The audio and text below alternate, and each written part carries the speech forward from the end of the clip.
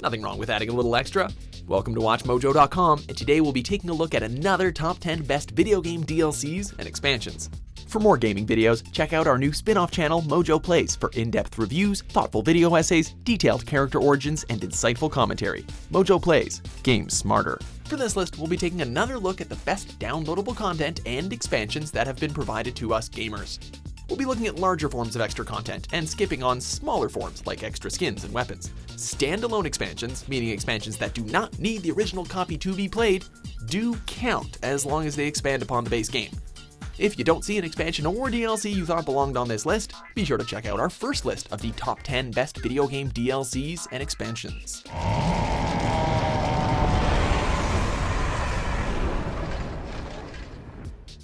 Number 10, Sonic & Knuckles, Sonic the Hedgehog 3.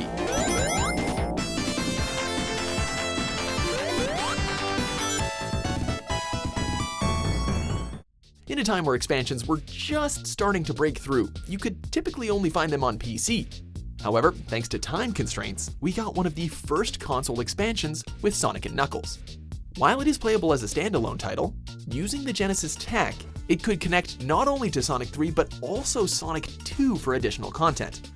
Introducing Knuckles as a playable character, we could use this game to play as Knuckles in Sonic 3 or as Tails in Sonic & Knuckles, along with altered levels to bring fresh new content for all fans. For many years, this would be the last of the traditional 2D Sonic games.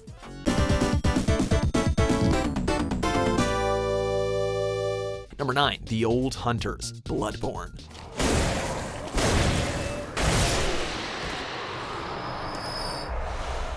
From Software is no stranger to delivering excellent content, and with so much in each game, expansions aren't exactly necessary. Yet they still go above and beyond to continue their world building and controller breaking experiences.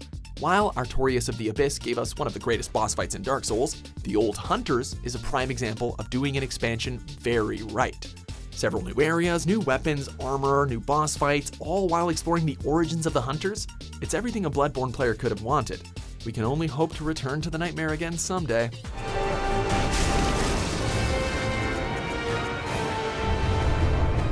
Number 8, Lord of Destruction, Diablo 2.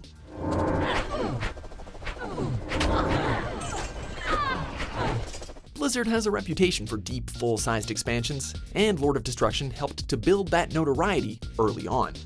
The Hellish expansion managed to deliver a massive amount of new story content in one act, with Bale's story feeling longer than at least 2 of the base game's act. They, of course, added a lot more loot and helped to revamp the gameplay, but went above and beyond by adding not 1 but 2 awesome new classes, the Druid and the Assassin, although they were kind of OP. Despite Blizzard eventually shifting its attention to Diablo 3, it is thanks to Lord of Destruction that Diablo 2 is still played today. We cannot abide this defilement. If you are truly our ally, you will help us destroy her. Number 7, Opposing Force, Half-Life.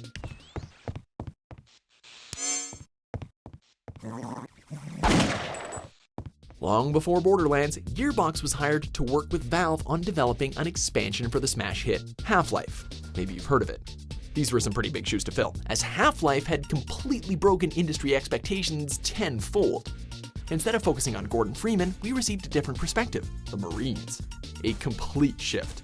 It was interesting to see their side of the story as they struggled to contain the calamity that was the Black Mesa incident. Alongside the new story was a huge collection of new weaponry, and a handful of new enemies to kill you throughout. Gearbox not only brought a great expansion, they helped Valve to catch lightning in a bottle that second time. I'm sure you can imagine there are worse alternatives. Number 6, Shivering Isles, The Elder Scrolls 4, Oblivion. It almost seems like every expansion to one of our favorite fantasy series manages to triumph over the first. Oblivion's second expansion didn't just grant us a new area, new weapons, and new gear, but also brought players face to face with the unforgettable fan favorite, Sheogorath. The Daedric Prince of Madness lived up to his name, as his surreal isles were definitely befitting of their insane ruler. After traveling through several Daedric portals and seeing the same old Oblivion landscape, it was nice to see a Daedric prince that had his own sense of style, as the Isles presented locations that were completely unique and totally breathtaking.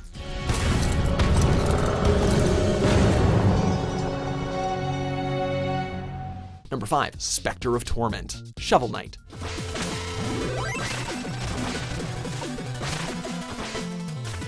Shovel Knight won the nostalgic hearts of many, thanks to its old-school art style and gameplay. The tale of the righteous shovel blade wielding knight wasn't the only one Yacht Club Games wished to tell though, as we were soon treated with Plague Knights and more recently, Specter Knights.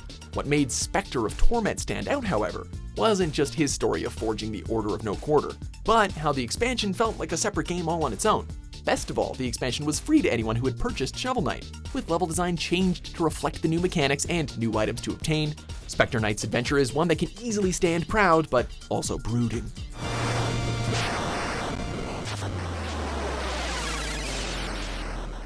Number 4, The Taken King, Destiny.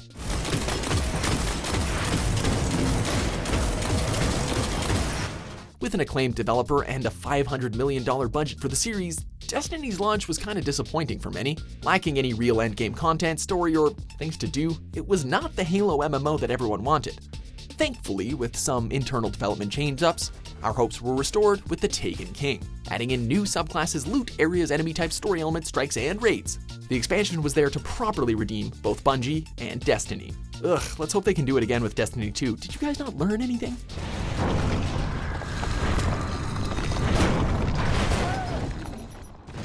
Number 3, Legion, World of Warcraft.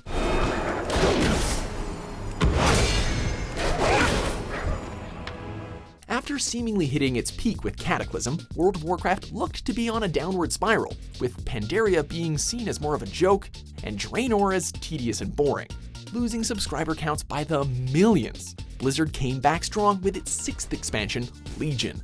With the regular lineup of new areas and gear, they also introduced enormous amounts of endgame content, artifact weapons, and the long-requested Demon Hunter class. Rather than removing the disliked features from the previous expansions, they took it upon themselves to reinvent them into new and more exciting additions.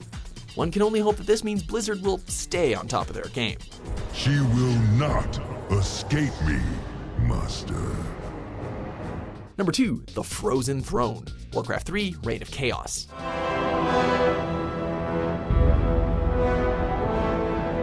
Ooh boy, where to begin? Well, we should probably point out the obvious. The Frozen Throne sadly marked the end of Warcraft as a real-time strategy series, setting the stage for the Horde, the Lich King, Sylvanas amassing her undead army, and Illidan's exile. It helped to establish the World of Warcraft, pun intended. Story setup aside, the expansion balanced and improved much of the gameplay too, while introducing a custom game creator, which not only helped keep the game going, but would eventually set the stage for a whole other game genre.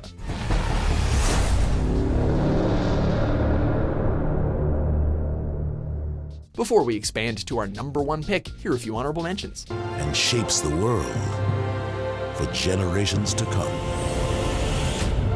Sid Meier's Civilization 5, Brave New World.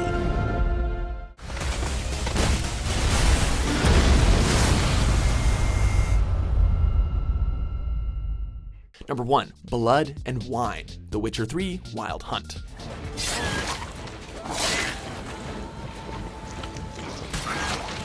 The Witcher 3 is basically a masterpiece, plain and simple. It was released in 2015 to universal praise, but CD Projekt Red didn't stop there, releasing 2 more meaty expansions, with Blood and Wine marking the end of Geralt's journey. And what an ending it was. An enormous new area to explore, new quests, and of course new loot. CD Projekt Red delivered enough content to create a new game in the series altogether. We'll miss journeying as the White Wolf, but at least they sent him off with dignity.